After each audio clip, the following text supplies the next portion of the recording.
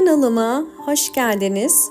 Bugün sizlere yaprakları sararan ve çiçekleri dökülen orkideleri nasıl kurtarabileceğimizden bahsedeceğim. Orkideler mantar hastalığına yakalandıkları zaman bu şekilde yaprakları hızla sararmaya ve dökülmeye başlar. Çiçek dalı da eğer çiçekleri varsa hızlı bir şekilde çiçeklerini döker. Özellikle gövde mantarında mantar gövdenin iç kısmından başlar. Ve bu durumlarda genelde orkidenin kökleri sağlıklı olur. Fakat mantar yaprakta gövdede ilerlediği için bu şekilde yaprakları kendiliğinden düşer. Böyle bir durumda yapmanız gereken ilk olarak kuruyan dalları ve yaprakları kesmek.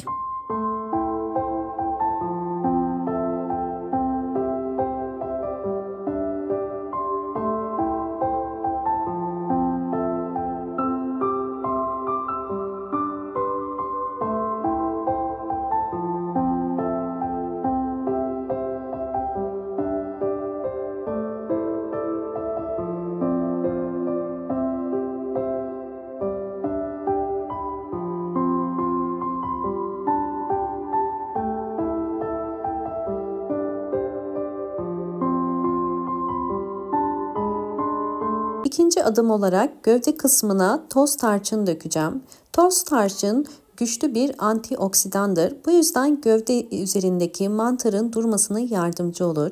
Gövdeden mantarın köklere gitmesini böylelikle engellemiş olacağız.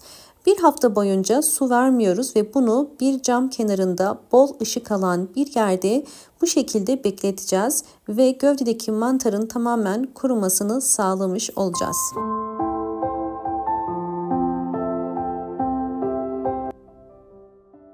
Evet, bir hafta beklettiğim orkidemin gövde kısmı gördüğünüz üzere artık kurudu. Üçüncü adım olarak yapmamız gereken orkidenin köklerini temizlemek ve dezenfekte etmek.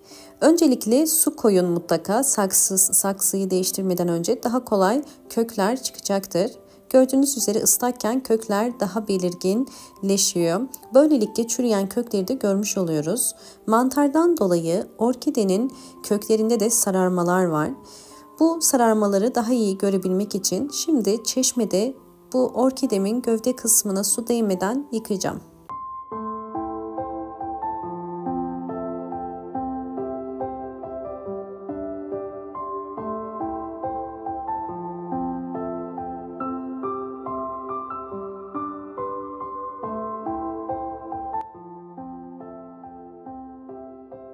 Evet, gövde kısmını ıslatmadan kökleri iyice yıkadım. Şimdi orkidenin çürüyen köklerini temizleyeceğim.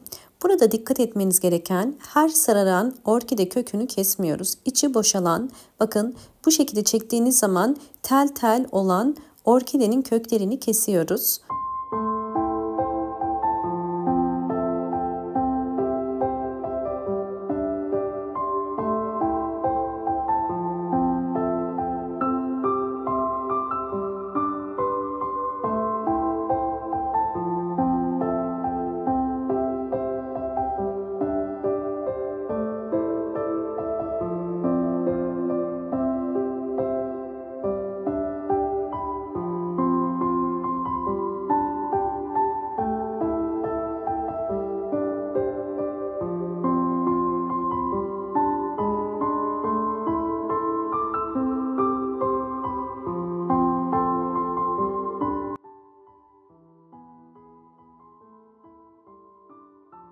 Orkidenin çürüyen köklerini temizledim. Şimdi dördüncü önemli püf nokta orkide köklerini dezenfekte etmek. Bunun için toz tarçın kullanacağım. 1 çay kaşığı kadar toz tarçının üzerine kaynar su koyacağım. 2 litre su koyuyorum. Sizler de orkidelerinizi dezenfekte etmek istiyorsanız en iyi kullanabileceğiniz toz tarçındır. Çünkü toz tarçının hem çürüyen kökleri onarma hem güçlü bir antioksidan özelliği vardır. Bu yüzden sizlere tavsiye ederim. Bunu karıştırıp soğumasını bekleyeceğim. Evet, yeterince soğuyan tarçınlı suyun içerisine temizlediğim orkide köklerini koyuyorum. Burada dikkat etmeniz gereken gövde kısmı suyun içerisine girmeyecek. Çünkü mantar hastalığından çıktığı için ıslanmaması gerekiyor. Sadece kökleri bu suyun içerisinde 30 dakika kadar bekleteceğim. Orkide kökleri tarçınlı suda dezenfekte olurken 200 milim tarçınlı suyu bir borcama koyup üzerine su ekliyorum. Bu suyu hem kökleri hem de yaprakları çürüyen ve hasta olan orkidelere vereceğim. Bu tarz orkidelerde de mutlaka yine kullanmanızı tavsiye ederim. Çünkü saksı içerisindeki çürüklerin durmasına yardımcı olur. Tarçınlı su hem orkidenizi böceklerden ve hastalıklardan korur hem de orkidelerinize gübre olarak bol bol yeni çiçek dalı çıkarmasını kolaylaştırır. Orkidelerde yaprak sararmaları, dal sararmaları varsa yine tarçınlı suyu tavsiye ederim. Bol bol yeni yapraklar ve canlı sert yapraklara sahip olmasına yardımcı olur.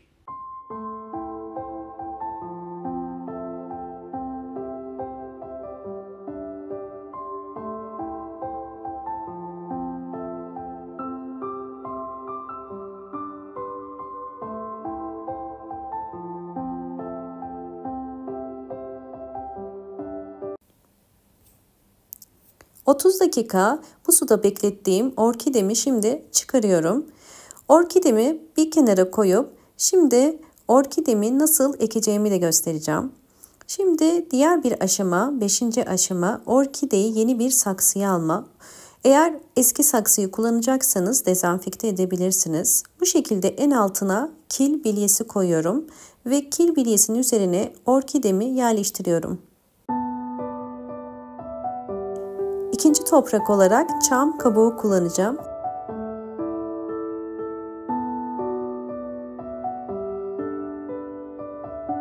Orta kısmına yosun koyacağım. Çünkü yosunun orkide köklerinde nem dengesini artırarak hızlı bir şekilde köklerin çıkmasını kolaylaştırır.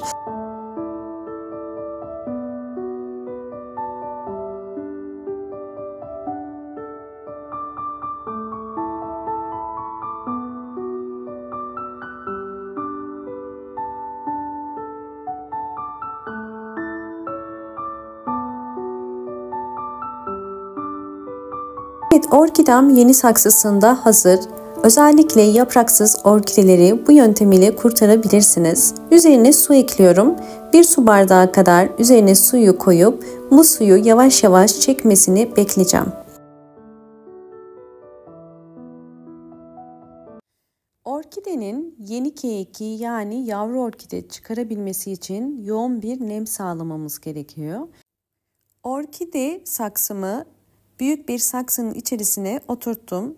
Üzerine yoğun nem sağlayabilmesi için plastik ve üzeri delikli bir bardak ile kapatıyorum. Bu şekilde sera yöntemi uygulayacağız ve bol ışık alan bir pencere kenarına yerleştireceğim. Orkidenin aylar içerisindeki tüm gelişimlerini sizlerle paylaşacağım.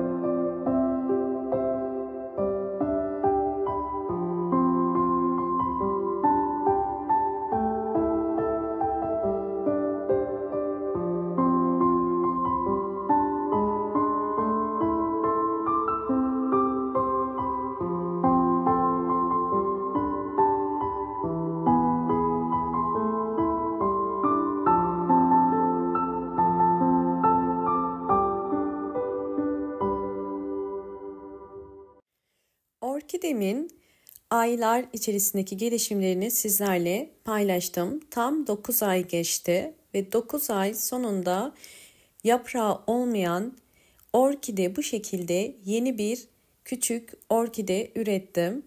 Ve bununla beraber yeni kökler ve yeni çiçek dalı çıkarmaya başladım.